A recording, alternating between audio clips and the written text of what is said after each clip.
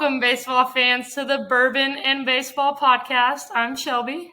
I'm Suzy. Let's play some ball. All right, let's kick off this week with, well, first of all, let's go ahead and let's explain what we have going on. We're doing a little Sunday fun day. What's a bourbon podcast without a little tequila on the rocks? And a little Cayman Jack margarita. I feel like that is an aptly appropriate drink for our podcast named Bourbon and Baseball, but that's okay. I mean, we're going into October. We're going into October, so we're getting closer and closer. So we're kind of trying to take a little bit off. But first, let's talk about our last week episode issues.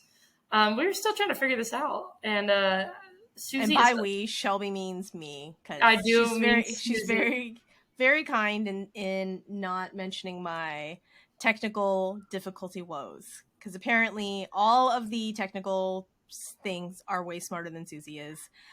And so therefore, the second episode did not get recorded like it needed to. So it was a very beautiful one-sided conversation that Shelby had with herself, because you could not hear me. It was delightful. But, I'm very thankful that I have a phenomenal partner that takes the time out of her professional work week to attempt to edit. So we're giving this another shot. Today's episode is going to be a little bit of last week's episode and then a lot of bit of this week's episode. So let's go ahead and get started with Fernando Tatis. Oh, for Fernando. Look, sir. Ringworm, really? Could you not come up with anything besides ringworm? I mean, really. Like, at this point, I really wish you would have just come out and said, look, I'm 23, I'm young, I'm dumb, I made a stupid decision. The pressure to perform and the pressure to heal, just, it got to me. And I was trying to get back, play, I miss playing, I miss being on the team, I miss being on the field. I would have way more respect if he just came out and said that, rather than insult our intelligence by saying he had ringworm. I mean, I'm honestly not like super surprised with the ringworm excuse, just because of his he was working his way back up. He was about to come back to the bigs, and from his motorcycle accident in December, it's motorcycle accidents plural. Yes, and so I'm not really surprised, but I mean, even though he's 23 years old, he signed a mega contract with the Padres. I really hope he figures it out. I mean, he is, a generational talent. But I guess we'll see how his career turns out. Is he going to be a must or a bust? Let's see. Hopefully, I don't know. I told Mike when that trade happened that either the Padres were going to be the most amazing lineup ever, or there was going to be way too many big egos that could not handle other big egos. Well, yeah, I mean, we've seen the Dodgers basically build a super team. And then, with the Soto trade, we're expecting the same things from the Padres. And, everybody's getting excited. They make the Soto trade. They're the head of, the news headlines. And then they get put in the news headlines again for not so good reasons. But, yeah, you're talking about egos. One of my favorite players in baseball is Manny Machado, and he does not put up with the bullshit. That's just the nicest way to say it. I'm interested to see what has been sending text to Tatis or on the phone, because I know that Manny Machado is not happy. Right. Well, and I feel like Manny Machado has become that veteran leadership presence. Oh, absolutely.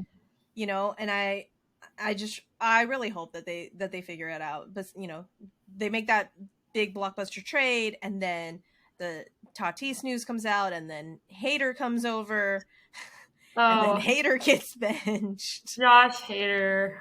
Like, what I want to really know, what did the Brewers know? What did the Brewers know? Because obviously they saw the writing on the wall or something, because there's no way that they would have handed what everybody considered to be the best closer in baseball just over to the Padres. Sure. You want him? Cool. Have him, and I'm sure there was more than that to it, but the fact that it was so out of the blue, basically, and then for him to come over to the Padres and basically just implode. I mean, poor Josh Hader. He's been relieved of his closer duties for Relieved been of his taken out closer of duties. the closing rotation or however they put it, and just I Well, feel for I him. mean, he hasn't been performing obviously up to his expectations, quite recently. And then I kind of knew it was coming.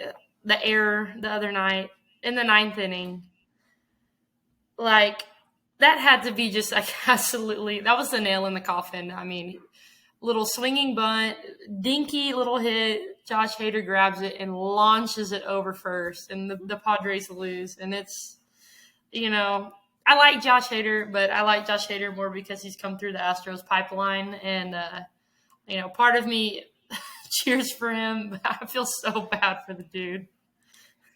I don't know, and I think. Do you think maybe he's gotten into his head a little bit? Oh, yeah, I'm Just sure. pressing a little too much. Yeah, and I'm sure he's pressing. And then obviously, like, there's a lot more expectations put on the Padres. I mean, they were obviously going to make a playoff run this year. We all expected that, but we didn't expect them to. I mean, like we said earlier, build a super team. And so, expectations grew higher, and I don't know, lots of thoughts going out to Josh Hader. Hopefully he gets with the sports psych and he starts to kind of figure it out.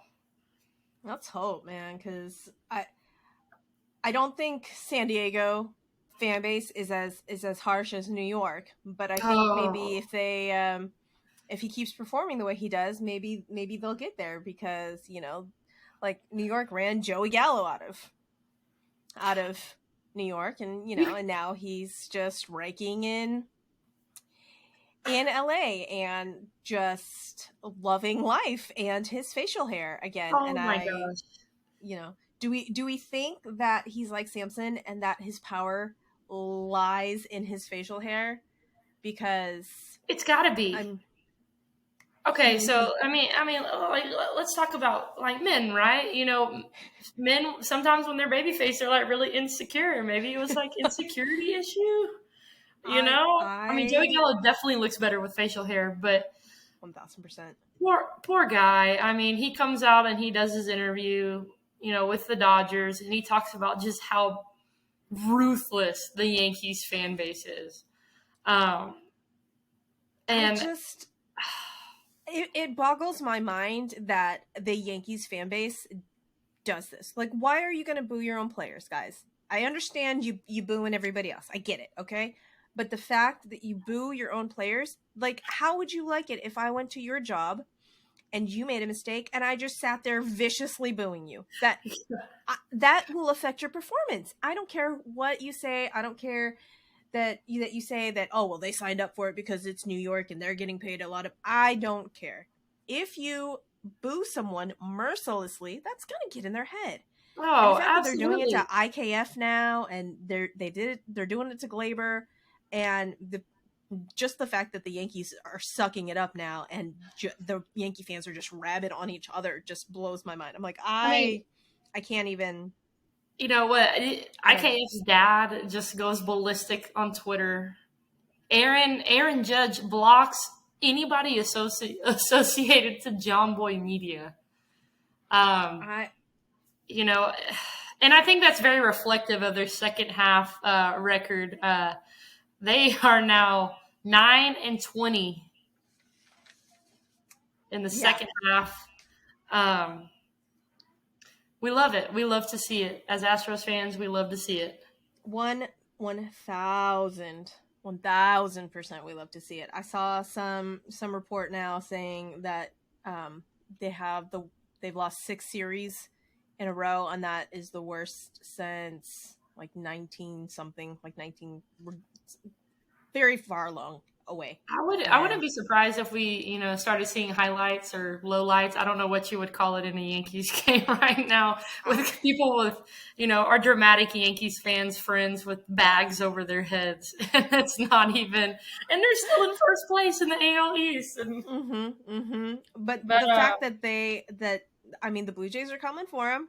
The Blue Jays are coming for him hard, and the fact that they lost this series. I mean, they thankfully pulled out. I say thankfully, they pulled out a win today. But Manoah apparently drilled Judge, and nobody was happy about that. And Garrett Cole comes Especially, out and yes, I'm like, especially our friendly neighborhood friend Garrett Cole. Garrett Cole, what are you gonna do, sir? Get back in the dugout. For We Pete's sakes, everybody knows. Gee whiz, we all know you're not gonna do nothing, okay? No. And I do you think Garrett Cole misses the Astros? Do you think he misses the Astros just a little bit? Yeah, I think so. I don't think he understood necessarily what he was getting into with the Yankees, but I don't know. I don't know if I miss Garrett Cole, and I I didn't don't miss. miss Garrett Cole. I didn't miss Garrett Cole when I knew that I wasn't going to miss him when he came out in the press conference wearing like in A Scott Boras hat everything. immediately. Gosh, and so I don't know. Oh, yeah. Maybe it's karma, but Garrett Cole he's not been Astros Garrett Cole for sure. I giggle and I do a little evil every time Garrett Cole gets shelled. Every single time Garrett Cole gets shelled, I giggle inside. You can't help but do it. And it makes me so happy. It makes me so happy that, see, this is what happens. This is what happens. But also, maybe he loved his spider tack. Just gonna. Oh, yeah, we got to throw in the spider tag. Garrett Cole's not Garrett Cole without spider tag, so. He's not. And so, I don't know. I really thought that once he got over there that he would give some sort of consideration for the Cy Young, but he's not. Cy Young race this year.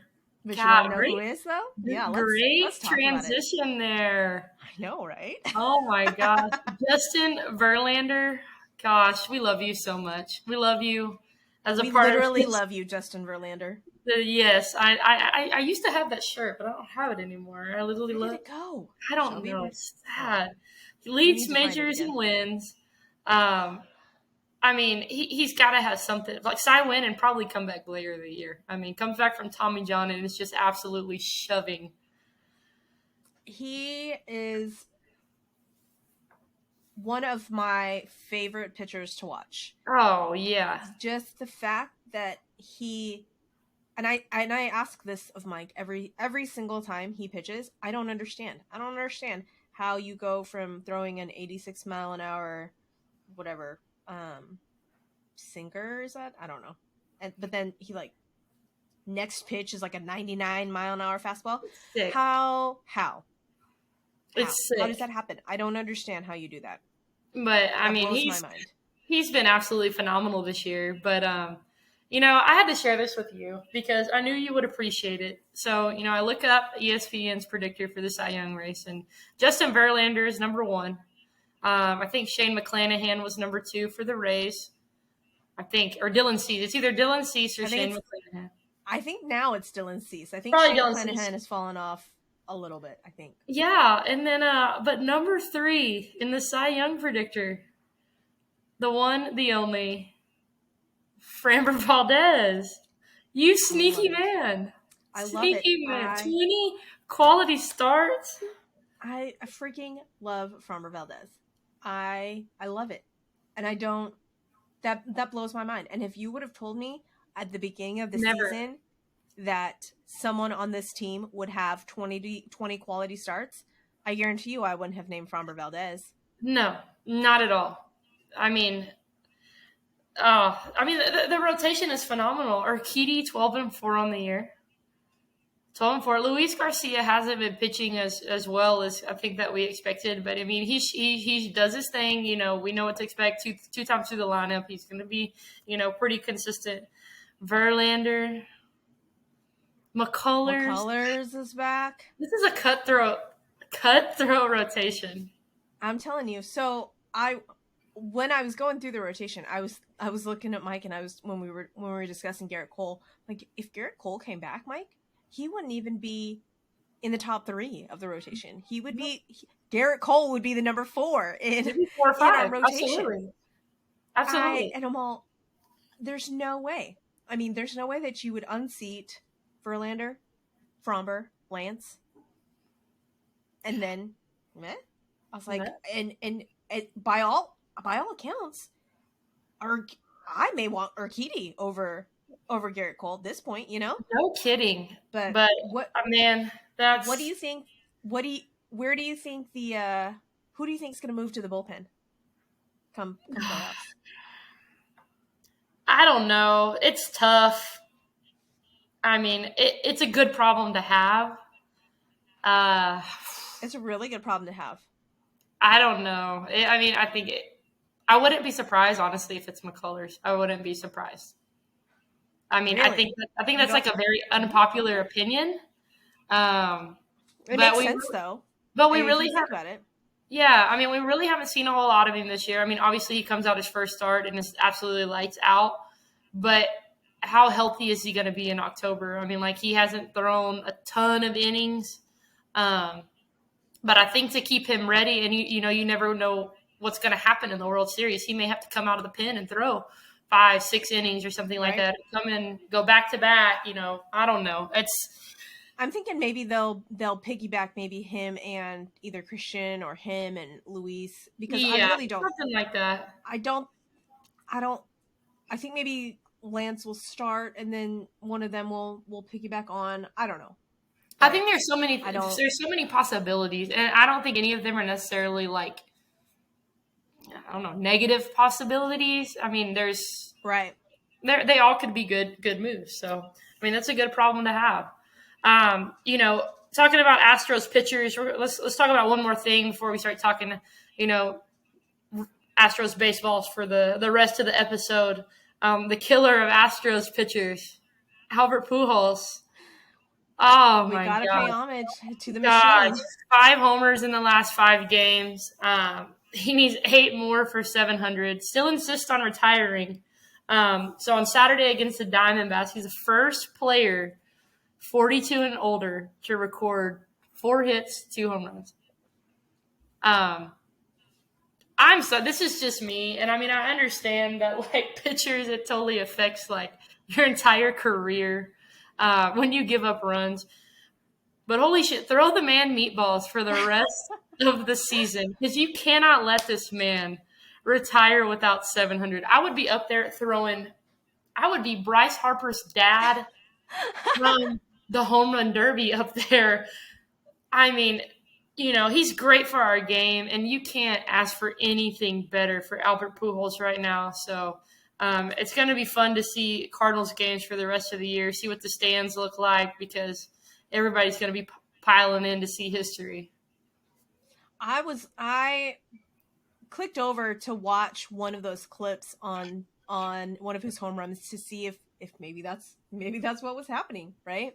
And I think both of the home runs came off of Madison Bumgarner. Mm-hmm. But that second home run, it was not a meatball pitch. It was, up and out basically, and it was a pitch that I was really surprised that Albert got. I mean, I shouldn't be surprised that Albert got to it because he's Albert. Well, no, Pujols. of course you're going to be surprised. Like But he's not in by any means like great shape. I'm sorry, Albert Pujols, but he's not in the best shape of his career.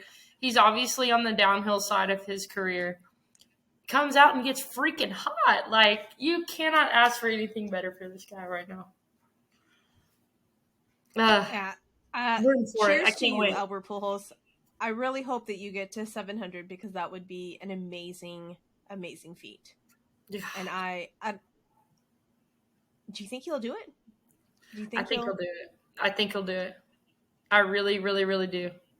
I think he'll do it. The Cardinals are playing good baseball. I mean, knowing that you're going to retire, it's got to affect we talk about, mentality quite a bit. It's got to affect your mentality. And to be performing like this on the last couple months of your entire phenomenal career, absolutely. I think you can do it. If he doesn't get to 700, fingers crossed he does. I just want him to beat A-Rod. Holy shit, yes, gosh, please. Please.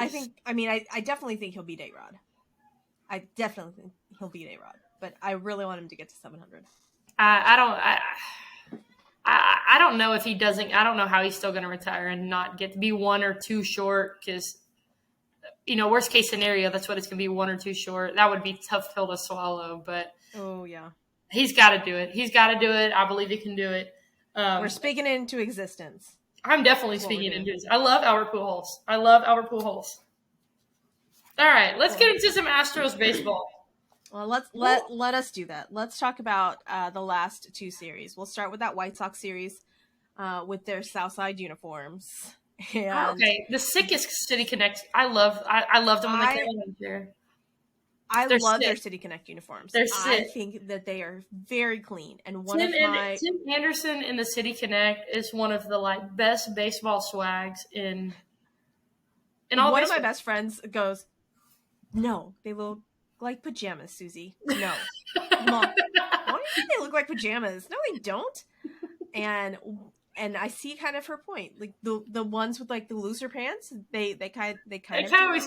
I can kind of see it. Okay, but if the pants are tight, like baseball pants are supposed to be, they are very clean, and we enjoy the City Connect uniforms. But the fact that on the first night they wore the City Connect uniforms, okay, got it. Yes, check. You win.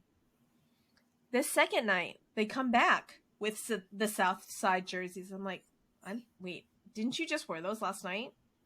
Why are you wearing them again? Is it because you won? Surely it's not. No. It definitely was. But they win again. And I joked around on my Twitter and said, hey, do we think that White Sox are going to wear the jerseys and the City Connect jerseys for a third time? They sure did. They sure did. I love baseball. Look, softball baseball players are weird. The superstitions, weird. Eat, drink the same thing if you win. I'm just surprised because I thought that they were on a schedule with City Connect uniforms. That's what I thought as well. And you know what? Do what you got to do at this point. The second night that they wore the City Connect uniforms, the TK and Blum had said something about the owner being really strict on when they wear them and when they don't wear them and things like that. And they said, well, I guess he loosened the reins on it, but if you're winning in the uniforms, I guess you can do whatever you want. Yeah, and the White Sox the White Sox are doing really whatever they want. I don't know what Tony La Russa's got going on. They're intentionally walking people on 1 and 2 counts with 2 out. They're doing some weird stuff, weird stuff. I was so confused by that, and I'm like, wait, is that a baseball thing that I'm not aware of? Is that one of those weird things? No, I don't know what's going on. Intentional balks. Oh, all right, well. Intentional balks. Let's talk about the intentional balks. Let's talk about the intentional balks, because I don't know what sort of crazy voodoo thing that we apparently possess now, but apparently Alex Bregman can hack into, I don't know, PitchCom and figure out the call now. I don't understand. I'm very confused on what they think. What the league thinks that Alex Bregman is doing. Are they now? So let me tell you about my experience, with this situation, right? So, I'm watching Gamecast on my phone, and it says Alex Bregman steals third, and I'm like, the dad steals third? I'm like, what? So then obviously I have to do some investigating to figure out what happened, and I'm like, White Sox doing White Sox things over here. White Sox doing White Sox things. Oh, Lucas Giolito was pissed. I mean, you can tell that he was standing in the windup long enough to see that Alex Bregman basically just walked to third. I mean, instead of the intentional balk like the Rangers did, Lucas Giolito just stood in the windup long enough for Alex Bregman to walk to third. And even on the broadcast, Blum was saying, he's in the windup for a really long time. If I'm Bregman, I'm stealing. I'm going. And sure enough, Bregman just basically walks to third. It's giving away runs and opportunities. It's so interesting. And it's not like we're even in, the World Series. When things like that are happening and something like that's on the line, obviously you're going to do some weird things. You got to do what you got to do. It's August. But I still don't understand what apparently Bregman is supposedly giving Kyle Tucker. He is fucking is god it the powers right pitch? now. Is it the pitch grip? Is it the locate? What is he supposedly stealing and then relaying to the batter? Is my question. If anybody can answer that for me, I would really appreciate it, because I legitimately don't know. Like, that's what PitchCom was implemented for, people. This is why. Right? No? Just I don't. I'm like, okay, Alex Bregman has now hacked into PitchCom. That's apparently what the league thinks. I don't even know at this point. You know what? He's got dad power. Breggy has been freaking hot. Breggy's been hot. I mean, okay, so let's finish up the White Sox series, and we can totally get into the that. White Sox series. They split on the road. Not a bad deal. They split on the road. The third game we obviously win, and the City Connect uniforms are no longer. So the fourth and final football game that was played in Chicago was 21-5. And I'm pretty sure that score could have been run up just a little bit more. Oh, yeah. What 25 hits by the Astros like that? Uh-huh. How fun for Astros. We had 3 players that had 4 hits: Breggy, Tucker, and Christian Vasquez. Christian Vasquez. And thank you. Shout out Christian Vasquez. Happy birthday, because it is your birthday today. But that game, where's my notes? So Bregman went 4 for 6. He just had that big dad energy. That BDE is what we're gonna call it. BDE, but not the bad one. I mean, either one, I guess. But 4 runs, 6 RBIs, which is the career high, 2 home runs, 2 doubles, and that quote unquote stolen base. I mean, Bregman was just on fire, and the game was just out of hand. And the entire starting lineup, everybody got a hit, everybody scored a run. Myers came in and struck out swinging at a quote-unquote 56-mile-an-hour fastball. Wow. Bless you, Jake Myers. And then it just got out of hand, and I just really feel like they pinch hit Dubon, and they just told Dubon, go out there and end this. I don't care what it is, just hit it, do something, end this. And then, he ground out, and the inning was over, and then we put up a football score. Oh. But if you had just seen the box score, you would think, oh my gosh, the Astros ran away with this, right? That's what I saw. I saw the box. Yeah. It was not as easy breezy as one would think it was. It was not. The White Sox came back. They loaded the bases 3 different times, 3 different innings. It was a little bit nerve-wracking. I'm not gonna lie. It was a little bit nerve-wracking.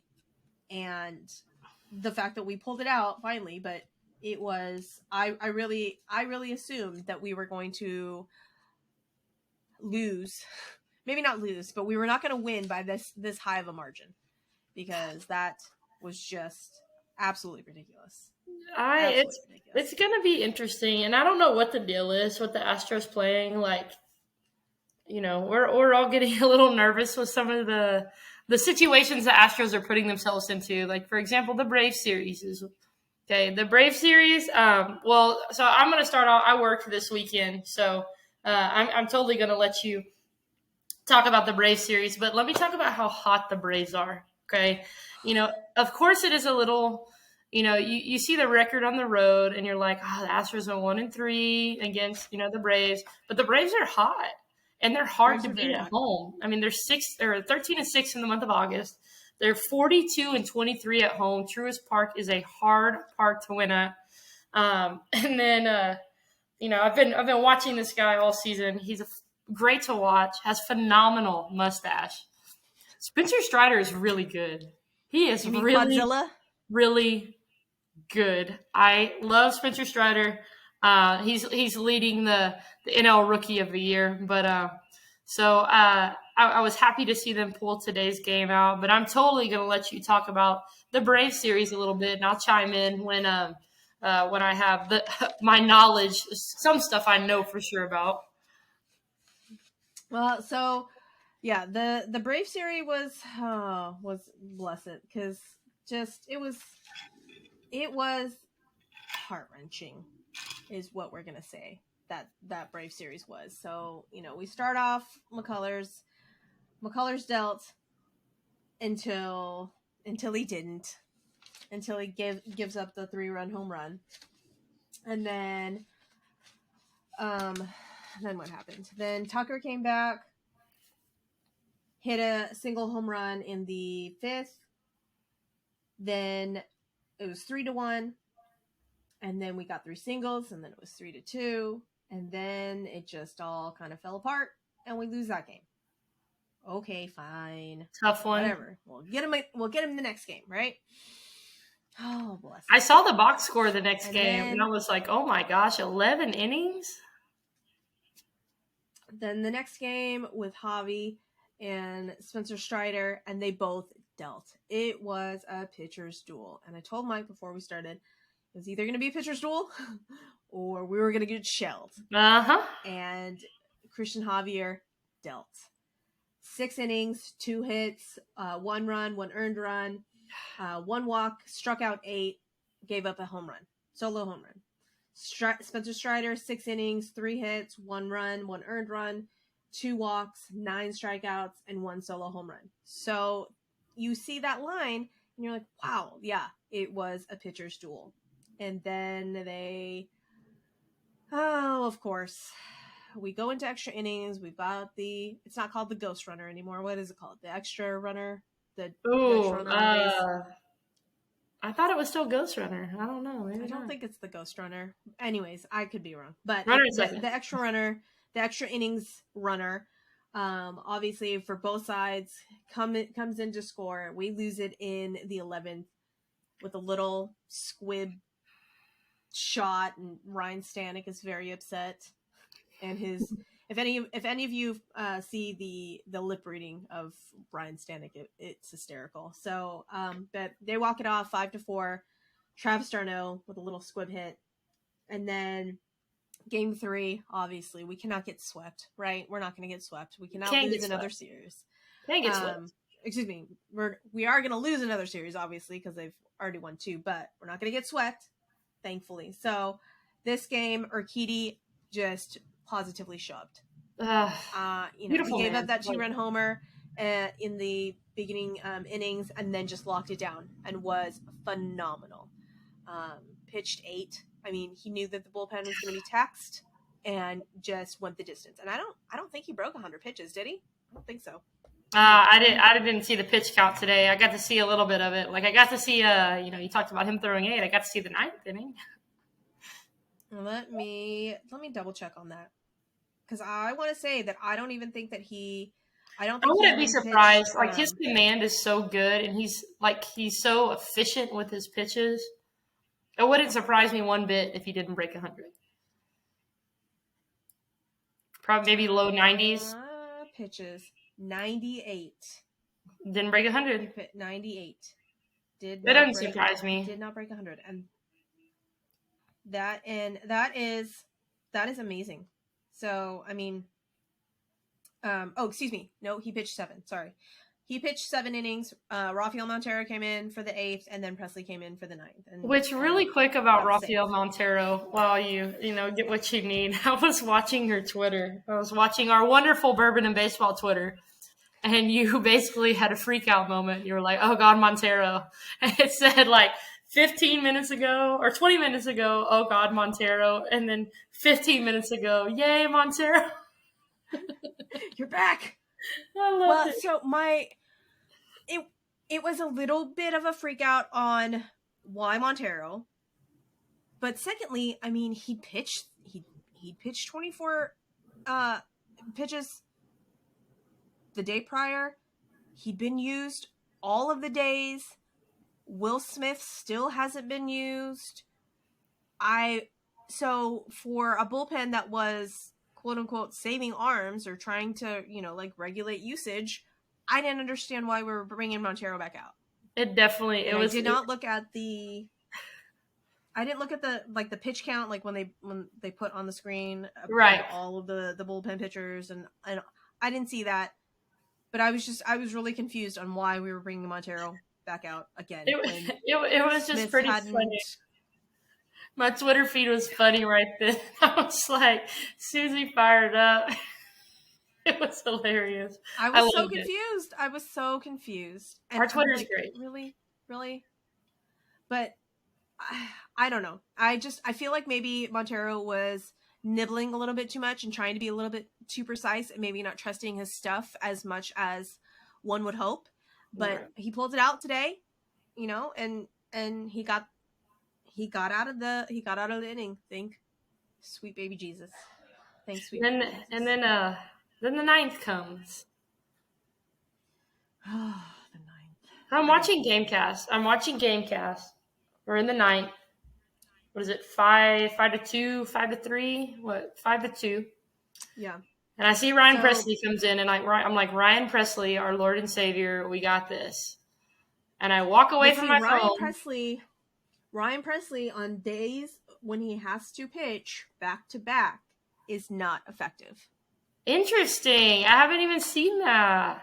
He's not effective. And there's some Reddit thread somewhere. I've got to find it. But there's some dude on Reddit that has basically made a list of all of the closers and their stats on how well they do on no days rest, 1 day rest, all that stuff. And do you want to know who the best closer is on no days rest? Ryan Presley. No. What? Emmanuel Clase. Oh, yeah. I'm not surprised. Gosh, he Emmanuel throws fast. Clase. He has... don't quote me on this. Don't quote me on this. I'm going to find this thread. I'm going to have to find the Reddit thread, but there was some sort of ridiculous... like he's gotten like 16 saves or something like that on like back-to-back days when he's pitched. Mm-hmm. And Ryan Presley is not in that echelon. No, Ryan Presley. Interesting, but that makes sense. It totally Ryan makes Presley sense. is terrible when he has to pitch back-to-back days. I'm like, that does not fill me with confidence, y'all. But yeah, so Ryan Presley comes in, gets a ground out, then Matt Olson singles, and then Travis d'Arnaud triples. And I don't understand. How does a catcher triple? How does a catcher triple? Like, I was very interested in that, but I don't know. Kyle Tucker, sir, we are Kyle Tucker stans. Obviously, we love. Of course, we love Kyle Tucker. Did you? I need to see this. Did he think that it was a ground rule double, and that's why he thought maybe the ball was out of play, and that's why he didn't? Like, that is the only thing that my brain can think of why he did not hustle to get that ball. You definitely got to think that, because the man has played like Gold Glove level defense all year. So when you see him do something like that, you're like, hey, it doesn't make any sense. So there's got to be something, totally something. Yeah, so I'm gonna research that afterwards, and next week's episode we'll figure that out. But yeah, so Travis d'Arnaud triples, Matt Olson scores, and now the score is 5-3. And then the ground out happens with Vaughn Grissom. And can we just talk about these baby Braves coming up and just absolutely shoving Vaughn Grissom and Michael Harris the second, and freaking Spencer Strider, and just, hi, you're like 21, sir. What is happening right now? You know? So Vaughn Grissom has just been a thorn in our side this entire series. So he grounds out, and then obviously Travis d'Arnaud scores. And now it's 5-4. And I'm just willing and hoping that we're not going into extra innings again. No. So Michael Harris the second comes out again, and I'm like, oh my gosh, please, please, please, please, please, do not hit the ball. Please do not hit the ball. Please do not hit the ball. Please do not hit the ball. Please do not hit the ball. And thankfully, he strikes out. But that was just way closer than it needed to be, okay? It's just way closer. I'm like, oh. Yeah, but you know, they get one when, you know, the Braves are hot, tough park to play in. But definitely an interesting series, especially with injury scares. All of the injuries. Oh, bless it. All of the injuries.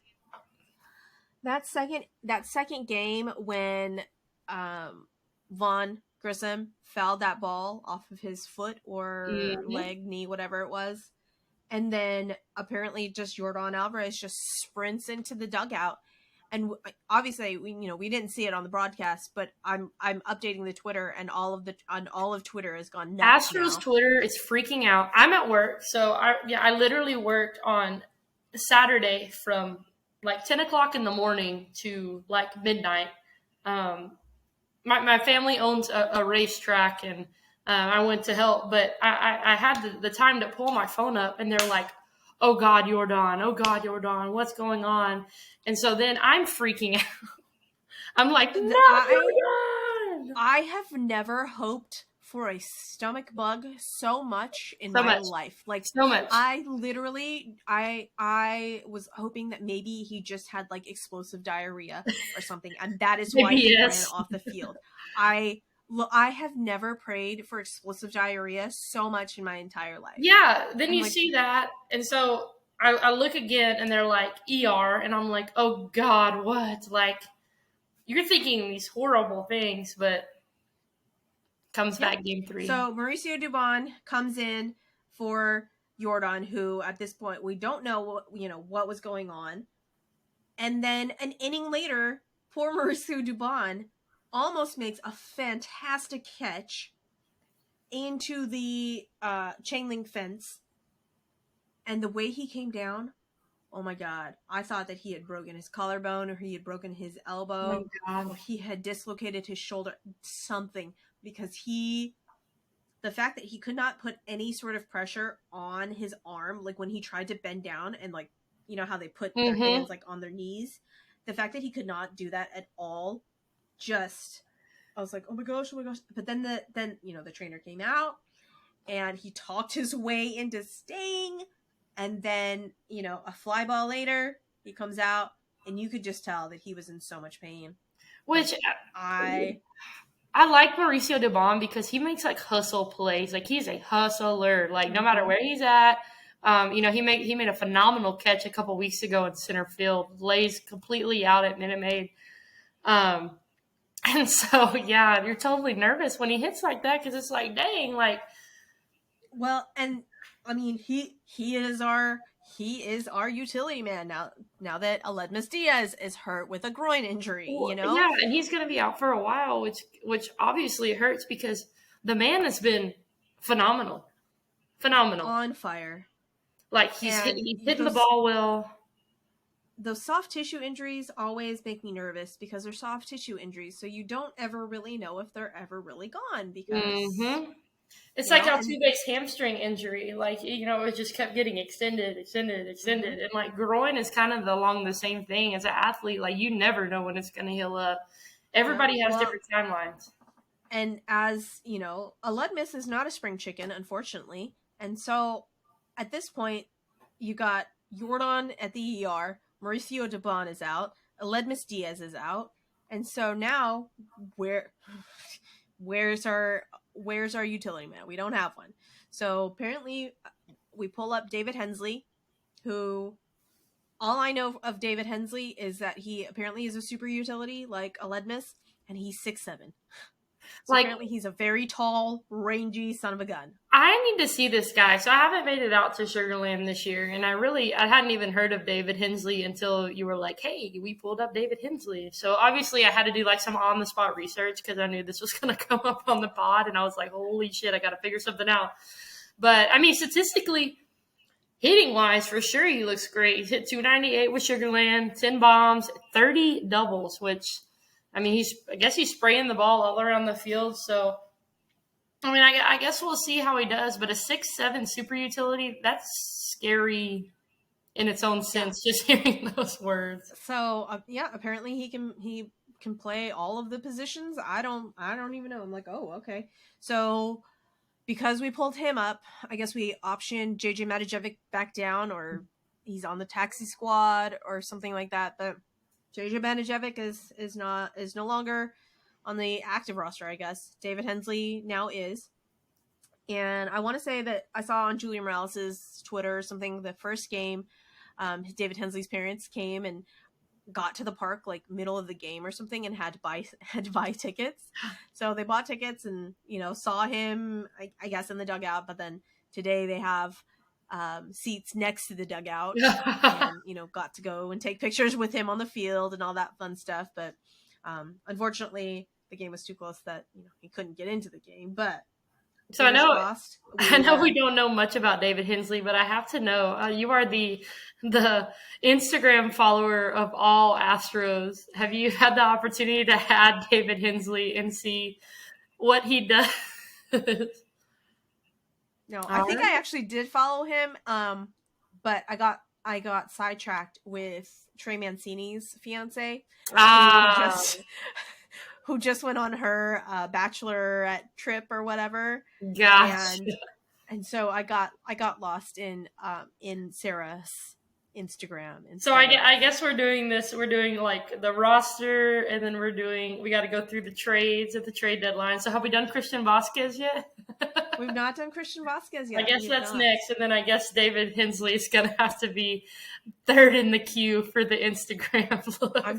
I will have to add all of them. I mean, I did add all of them, but Christian Vasquez has not been as active on his Instagram as I guess one would like. I don't know.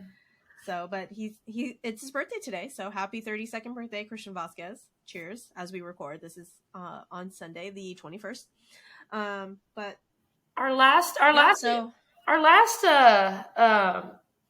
guess kind of sad news injury I kind of wanted to make sure that we hit on was Drew Gilbert. So, Drew Gilbert was our top pick in the draft this year. He started off in rookie ball, absolutely was raking, got pulled up almost immediately. I mean, within his stint before he got hurt, he had stolen like 3 bases, hit a bomb. I mean, playing great baseball, and then runs into the wall, gets carted off the field. Like the picture, it looks terrible. Like he's on like the stabilizer board, and they're carrying him off. But Drew Gilbert will be out for the rest of the year with a dislocated shoulder, elbow. I can't remember exactly what it said. But it does say that he will be back this next year because there's really not much left in minor league baseball. Not a ton left. I missed like 1 month or something like that. But definitely thoughts for Drew Gilbert and his rehab return because he was doing some pretty exciting things right off the jump. Yeah, I felt so bad when I saw that news on Twitter, and was a little surprised. I don't know why I was surprised because from everything that I had seen from the College World Series and whatnot, I should have known that he played with that fire and that passion and that. Gonna go out for all of the balls. When they drafted Drew Gilbert, I was like, oh God, not this guy. I totally hated the guy during the College World Series. I knew he was a great baseball player, but some of the stuff that he was doing, I was like, I literally just want to punch you in the face. You need to be punched in the face, right? So I'm watching the draft and I see who we draft and I'm like, okay, I'll just have to be okay with it. So I hopped on the Drew Gilbert train since he's an Astro. So now I'm experiencing Drew Gilbert heartbreak instead of want to punch Drew Gilbert in the face. That's so funny. Oh my goodness. Well, can we just talk about a former Astro who I kind of wish that the Astros would maybe bring back in Brett Phillips, who has been DFA'd by the Orioles? I love this guy. Somebody pick this man up and make baseball fun again because please. You can't hate the guy, and you want the guy. Is he a superstar? Absolutely not. Is he a superstar guy? Yes, 1,000%. And the fact that the Rays, I felt so bad that the Rays got rid of him for Jose Siri. Really? I know. And then he went to the Orioles, and I'm like, he's totally gonna get some PT here, get a little playing time with the Orioles, right? And then they DFA him, and I was so sad. I mean, they brought up one of their AAA guys, Kyle Stowers or whatnot, and I guess he's been raking. But I would not be mad. I would not be mad if the Astros picked up Brett Phillips. I mean, he is a phenomenal guy. He's fun to watch. Every time he succeeds, it's like miracle moments. And so We love you, Brett Phillips. We love you. I know. If for some odd reason you see this podcast, just know that we are Brett Phillips stans. Okay. Brett Phillips stands. Baseball is fun. We love it. We love it. But let's get into our last segment, Shelby. Let's get into our last segment, which I saved for, because we like to save the best for last. And the best for last is our wonderful Talking Dirty to Me segment. There was some great Talking Dirty content these past couple of weeks. And I cannot imagine. We've got to go over. I cannot imagine what you were about to bring to the table, because I was anytime I saw something, I was totally sending it to you, and you were like, I already saw it. I'm like, dang, I thought I'm bringing something great. No, so let's explain the Talking Dirty segment. So before I was a baseball / sports fan, my husband would make me watch all of the games, and I wouldn't understand anything that was going on, right? But because I have the mentality of a 12-year-old boy, when the announcers would make the commentaries that they would, I would just giggle like a 12-year-old boy because it was hysterical. And my husband would always just look at me, and Mike's like, what is the matter with you? What is wrong with you? I'm like, how is that not funny to you? Really? Like, how is that not funny? And he's like, I can't with you. So that is what this segment is about. Things that should not be funny that are, because I have a 12-year-old boy mentality. And you might be wondering, Suzy, what is going on here? And let me just tell you some of the phrases that one hears on a sports broadcast that you just kind of look side-eyed at them, because surely they know what they're saying. They've got to, right? They've got to. But one of the first statements that I had heard when they were talking about this was, he put some good wood on that ball. And again, I giggle, because how do you not giggle at that? But then they had the awesome series on the guy who rubs the mud and how they prepare the baseballs for all of the games. And tell me about how you prepare your balls. Can you, I know you have other statements to talk about, but like, can you imagine somebody ask you, what's your career? And you're like, I rub balls for a living. Dirty. I can't. Dirty ball. I don't. So you rub your balls for how long? And now thankfully she said on the broadcast, so you rub the balls for how long? But I had to inject the "your" in there because it just makes it that much funnier. So you rub your balls for how long? Stop it right now. And I can't. Other notable phrases that I've heard over the couple of weeks. Are they going to pound him in hard? Stop it right now. And this one I almost missed because I was scrolling Twitter and reading all of the other commentary, and Mike goes, "Did you hear that?" I'm like, hear what? He's like, "Rewind it right now." Well, okay. Can you put into words what an extra 6 inches could do side to side? I'm trying to I died. I'm like, stop it. Stop. I was like, okay, we got to put that one in there. And we're going to talk about one more, and then we're going to talk about one that is not even in this realm. That is this one, yeah. There's no way that I can not take that one. It wears the crown for sure. Yes. So the last phrase we're going to. He was backdooring a lot of guys tonight. So all of those, because I have a 12-year-old boy mentality, were hysterical to me. But then on an actual broadcast, there's no way in hell that you cannot take this the way that he meant it. John Smoltz was talking about Matt Carpenter and how Matt Carpenter does not wear batting gloves. And instead he totally didn't know what this meant. There's no way. Before he said there's no way.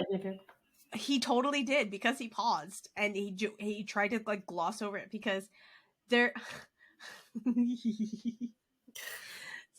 in talking about how Matt Carpenter does not wear batting gloves, he literally said on the broadcast that he was just raw dogging it by not wearing batting gloves. And I was like, stop it. I tweeted out, I was like, did I just hear that correctly? And because it was on one of the broadcasts that I could not rewind.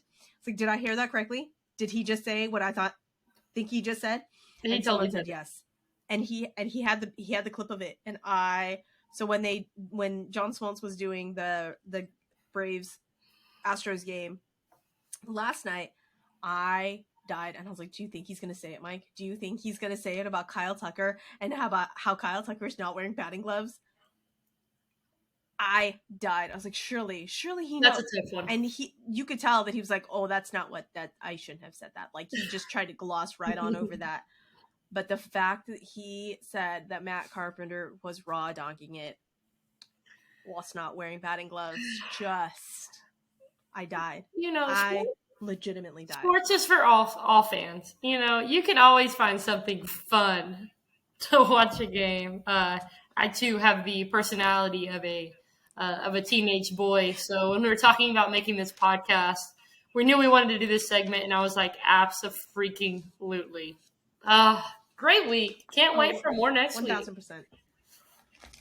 So fingers crossed, Shelby, that I don't F this podcast up, because this is our second podcast for the 1 millionth time that we have tried to record this. And unfortunately, I suck at all things technical. This is episode 2B. This is 2B. Episode 2B. Fingers crossed. Yeah, so let's start wrapping it up a little bit. We are hosting the Twins at home. Carlos Correa. We see the man. Back. Do you think Carlos Correa misses the Astros, Shelby? Has to. Oh yeah. I mean, I'm not over it. I'm not over the leave. I also remember how just absolutely shocked I was when I saw that he was going to the Twins, of all places. Will there be a tribute video, though? I think there will be a tribute video, but I want his infamous quote to be in it. And if his infamous quote is not in it, it's a waste of a tribute video. Agreed. I feel like the Apollo HOU boys needs to do a tribute video with that. Yes. Or maybe Adam Clanton. Adam Clanton does. We need it. We need it now. Adam, if you're listening. But listen, if you're listening, Adam. It's going to be exciting. I think we've been. I think there's a lot of fans that are prepared for this homecoming, and I think there's going to be, some split cheering going on because the city of Houston loves Carlos Correa. It's going to be exciting. It's exciting.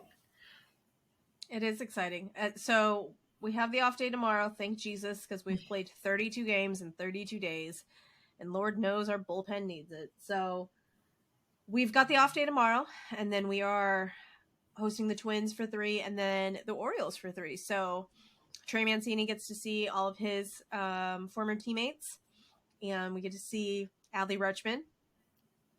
I love who Adley. Is just absolutely on fire. Love Adley. He's on my fantasy league. So you have to love hopefully, Adley. I do have to love Adley because he is on my fantasy league, but I love him regardless of that. And I love that he goes and hugs his pitchers every time. After every game. He loves it. After the game, and he runs and he hugs his pitchers. All the love. So and there's huge smiles, and he looks at them in like a way that, he just loves it. He's so happy.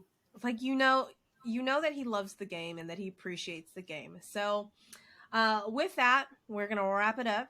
So we will hopefully, fingers crossed, this podcast will be out very shortly. So we want to thank everybody for listening. Follow us on all of the socials, and by all of the socials, I really just mean Twitter because that's the only thing that we are on. And that is Bourbon in Baseball. So Bourbon and then the letter N, Baseball. Oh, no, I'm lying. Bourbon in B-ball. I am dumb and I don't even know my own name on Twitter. Sorry, y'all. I will actually link it so that you don't have to listen to my ridiculous voice messing this up. So that is Shelby over there. You can also find Shelby on Twitter. And I will put all of those links in the bio or wherever the info place that we put the information. Don't forget to subscribe, like, and share if you found us at all funny / informational / different point of view, just because we are a all female. I say all female as if there's more than two of us, but we are a different point of view podcast. And so we will catch y'all next week, hopefully. Don't forget to like, subscribe, share. And if you like us, rate us 5 stars, please. And thank you. We'll see y'all next week. Bye, guys. Bye, guys.